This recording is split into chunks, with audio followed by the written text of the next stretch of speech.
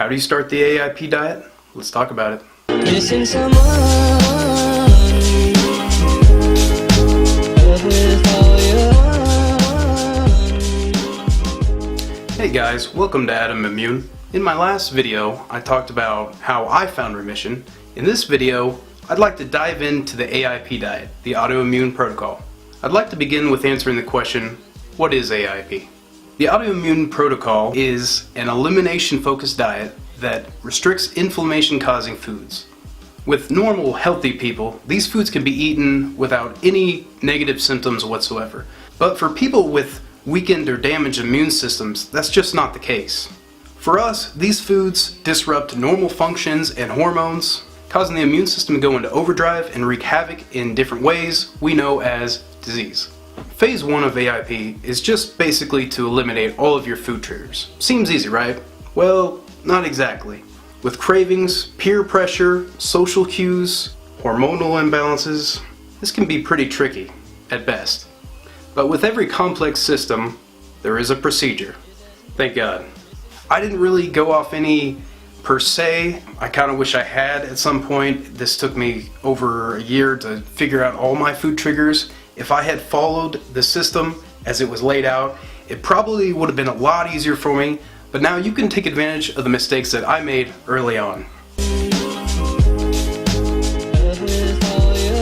It's really important to start with sugar. Sugar is the most addictive out of all of these eliminated foods. It took me a while to do this, guys. It didn't happen overnight, and it's not going to happen overnight for you. Cutting out sugar was an emotional roller coaster. The first few weeks, my body tried to convince me that I was dying. Spoiler alert, you won't.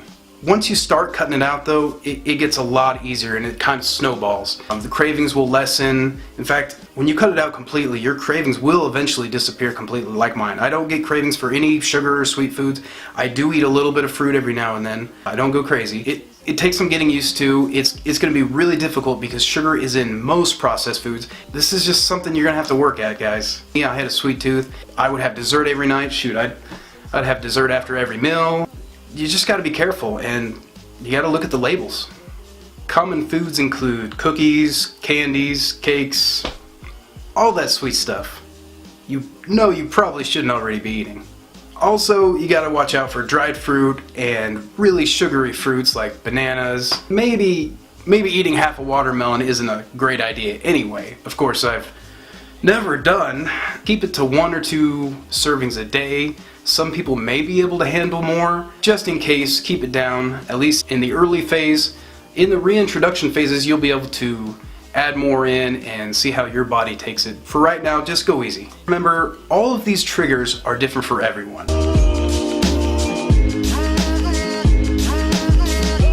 It really wasn't much of a surprise when I found out that dairy was a trigger. It had never really sat well with me. Whenever I had it, my stomach would be, tied up. I would just have bathroom issues. Nobody likes that. In fact, most people really can't handle dairy with autoimmune issues. It just seems to be a huge trigger for most people.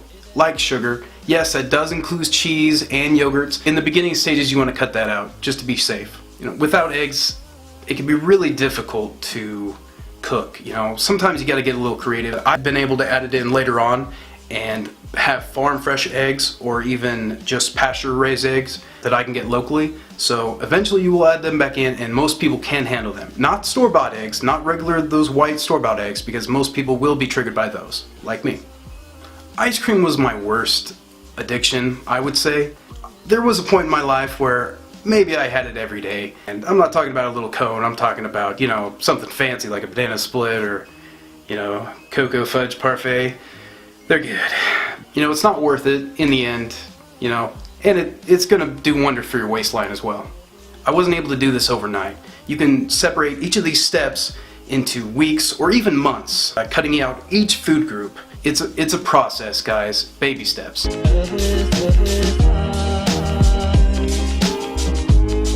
Sort of a cool sounding name, actually. Nightshades are a family of plants that include a lot of different foods like tomatoes, potatoes, spicy peppers. There's some weeds, roots, and medicinal plants as well in that family, so you really got to be careful. And there are many hidden in processed foods, and even in dairy. Yes, it is a double-edged sword. Oh yeah, tobacco. Tobacco is a nightshade. Obviously you knew that wasn't good for you smokers, so stop if you can, stop as soon as you can, and for God's sake, please do not smoke around children. When I cut out nightshades, my health really skyrocketed. I started to notice a difference almost immediately. Within a few weeks, things had just cleared up quite a bit. This was an easy one, guys. This is an easy one to cut out. I mean, the foods are great. Spaghetti, pizza, lasagna. Oh, lasagna. Nothing addictive there other than tobacco. So, you know, if you're not a smoker, then this should be a lot easier than cutting out sugar and even dairy.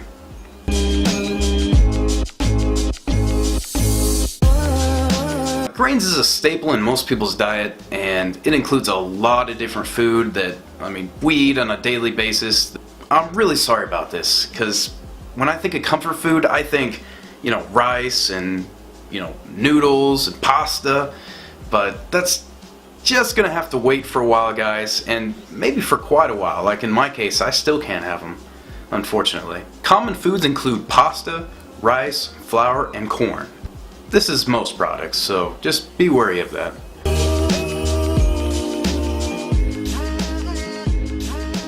Nuts, seeds, and legumes. Seeds. When it comes to seeds, not in whole form or in processed form, which can include oils. Now, they are used extensively in restaurants and fast food. I think you assumed you're going to have to cut out fast food when you heard about all these, so you know, hopefully that's not too much of a surprise. And nuts. You're going to have to cut out all the nut butters, guys. That includes Nutella, which was made by God himself. It is good. My God. Oh, coconut is not a nut, by the way. It is a drupe. So, totally good. Good stuff. Legumes. Legumes includes beans, soybeans, lentils, green peas, green beans, and peanuts. That's a lot of food. I know you think green bean, it's a vegetable, green peas, but no, it's a legume, it's more of a bean, and you do not want these foods in your diet right now. They can be really inflammatory for certain people. Like me, some of us are just ultra sensitive, or more damage has been done, more likely. Later on you might be able to introduce these, but right now, just stay away from them.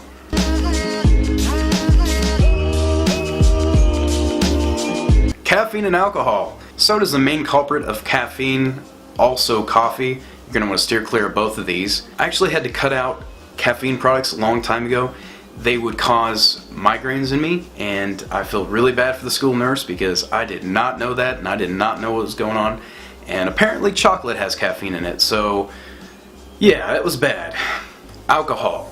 If it's not worth it to be sick for, you know, knowing that you're going to be sick for at least a week or two, then don't do it. And there can also be a delayed reaction with these foods. I mean, you might see side effects a month later. If what you're looking for is healing, you're not going to want to do these foods right now, and especially alcohol, because for some people it might be the worst trigger of all. This sums up phase 1 of AIP. Once you eliminate all of your triggers, your body will start to heal. And depending on how much damage your body has taken over the years, you might be really close to remission, like I was. It might be the hardest thing you're ever going to do in your life. I'm not gonna lie, it's tough.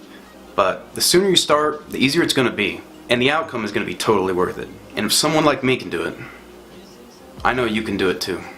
The message I'd like to leave you with today is that there will be a lot of trial and error. The road to success is paved with failure. But as long as you never give up, you will succeed. And don't be afraid to reach out for help. None of us did it on our own. In the next video, I'm gonna talk about phase 2 of AIP, the healing phase. Thanks for watching. See you next time.